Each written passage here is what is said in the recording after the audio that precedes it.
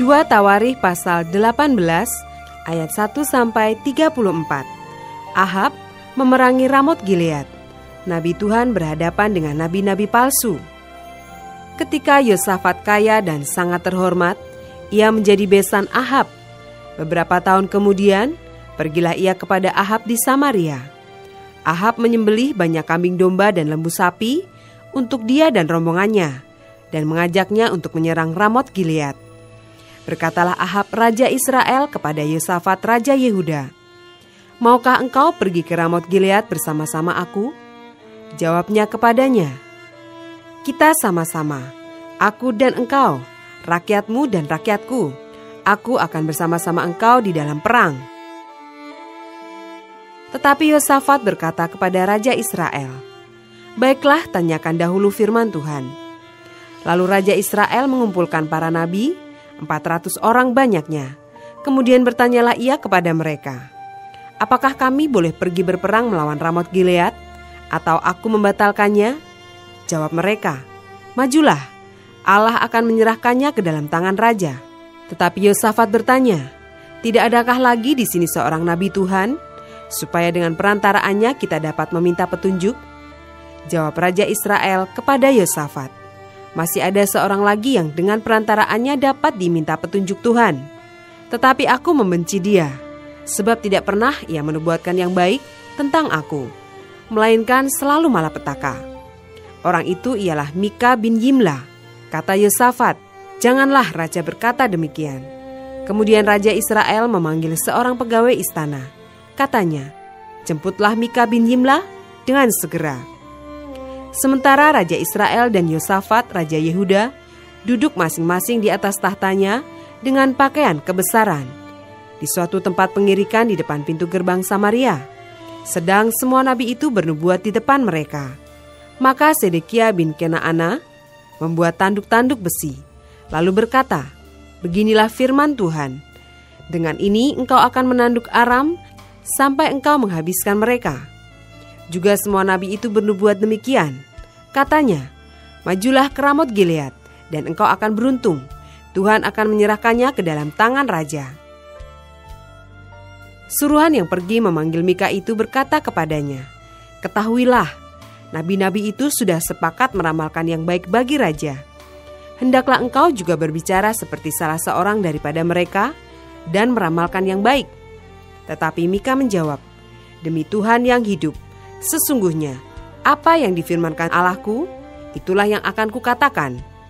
Setelah ia sampai kepada raja, bertanyalah raja kepadanya, "Mika, apakah kami boleh pergi berperang melawan Ramot Gilead, atau aku membatalkannya?" Jawabnya, "Majulah, dan kamu akan beruntung, sebab mereka akan diserahkan ke dalam tanganmu." Tetapi raja berkata kepadanya, "Sampai berapa kali aku menyuruh engkau bersumpah, supaya engkau mengatakan kepadaku tidak lain dari kebenaran?" Lalu jawabnya, "Telah kulihat seluruh Israel bercerai-berai di gunung-gunung, seperti kambing domba yang tidak mempunyai gembala. Sebab itu Tuhan berfirman, mereka ini tidak punya tuan. Baiklah masing-masing pulang ke rumahnya dengan selamat." Kemudian Raja Israel berkata kepada Yosafat, "Bukankah telah kukatakan kepadamu, tidak pernah ia menubuatkan yang baik tentang aku, melainkan hanya malapetaka?" Kata Mika, "Sebab itu dengarkanlah firman Tuhan. Aku telah melihat Tuhan sedang duduk di atas tahtanya, dan segenap tentara sorga berdiri di sebelah kanannya dan di sebelah kirinya. Dan Tuhan berfirman, siapakah yang akan membujuk Ahab raja Israel untuk maju berperang, supaya ia tewas di Ramot Gilead?" Maka yang seorang berkata begini, yang lain berkata begitu. Kemudian tampillah suatu roh, lalu berdiri di hadapan Tuhan. Ia berkata, "Aku ini akan membujuknya." Tuhan bertanya kepadanya, "Dengan apa?" Jawabnya, "Aku akan keluar dan menjadi roh dusta dalam mulut semua nabinya." Ia berfirman, "Biarlah engkau membujuknya, dan engkau akan berhasil pula. Keluarlah dan perbuatlah demikian."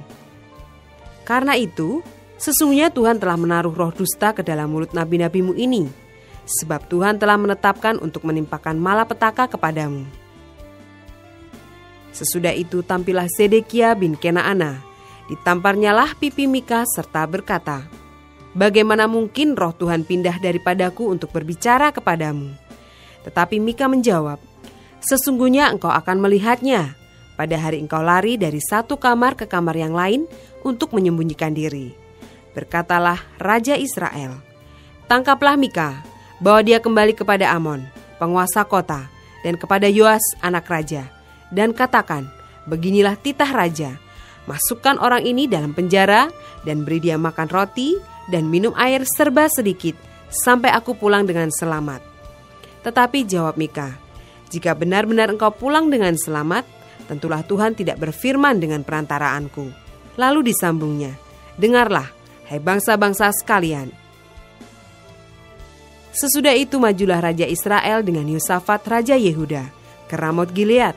Raja Israel berkata kepada Yosafat, "Aku akan menyamar dan masuk pertempuran, tetapi engkau pakailah pakaian kebesaranmu." Lalu menyamarlah Raja Israel. Kemudian mereka masuk ke pertempuran. Adapun Raja negeri Aram telah memberi perintah kepada para panglima pasukan keretanya demikian, "Janganlah kamu berperang melawan sembarang orang, melainkan melawan Raja Israel saja." Segera sesudah para panglima pasukan kereta itu melihat Yosafat, mereka berkata, "Itu Raja Israel." Lalu mereka mengepung dia untuk menyerang dia. Tetapi Yosafat berteriak dan Tuhan menolongnya. Allah memujuk mereka pergi daripadanya. Segera sesudah para panglima pasukan kereta itu melihat bahwa dia bukanlah Raja Israel, maka undurlah mereka daripadanya. Tetapi seseorang menarik panahnya dan menembak dengan sembarangan saja, dan mengenai Raja Israel di antara sambungan baju sirahnya.